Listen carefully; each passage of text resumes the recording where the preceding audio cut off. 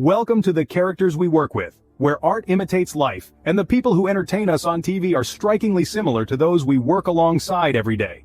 From Springfield, Illinois to Springfield, Idaho to Springfield, Massachusetts, and even that of the long-running animated sitcom, The Simpsons, we see unique people living and working together, raising families and doing what they can to survive and to have some fun. Let's look at this wide-ranging group of colorful characters and see how well they measure up to the characters we work with. That vendor who pops in so regularly we assume he is a full-time co-worker is the Mo the bartender. The Mo is a classic old-school thinker who has a wisecrack for every situation. He gives us a hearty laugh every time we see him, even though his brand of humor travels well over the lines of appropriateness. But as a vendor, and one that is critical to our business, the Mo will be around for the long haul, and most people are glad to have him. Our workplace rock, who is the steadying force in the face of business chaos and pressure we call the Marge. No matter the situation, the Marge is the unflappable, calm, reasonable leader who cares for everyone before caring for herself. There to pick us up when we fall, celebrate us when we succeed, and never gossip or pass judgment, there is no one we value more than the Marge. We have all had a tough boss, even a bad boss, and on rare occasion we have a boss for which there are no words and whom we call the Mr. Burns.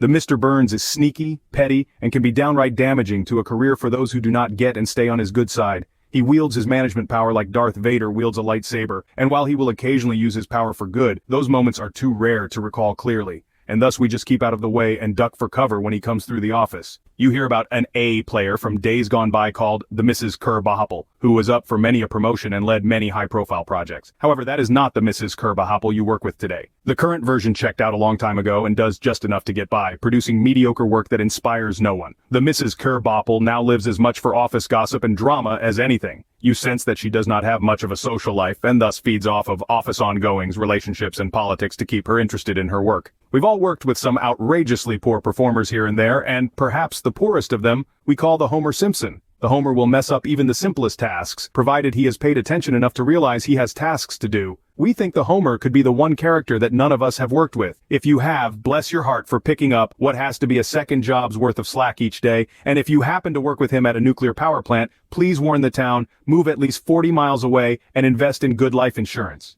We like to say how art imitates life, and even in the animated world of The Simpsons, we see familiar traits in people, from the sarcastic to the serious, the overachievers to the steady eddies. We work with great leaders and not-so-great leaders, talented hard workers, and the occasional ultra-low performer we know wouldn't be here if not for their being so darn lovable. In all, it makes a career both fulfilling and interesting, thanks to the characters we work with.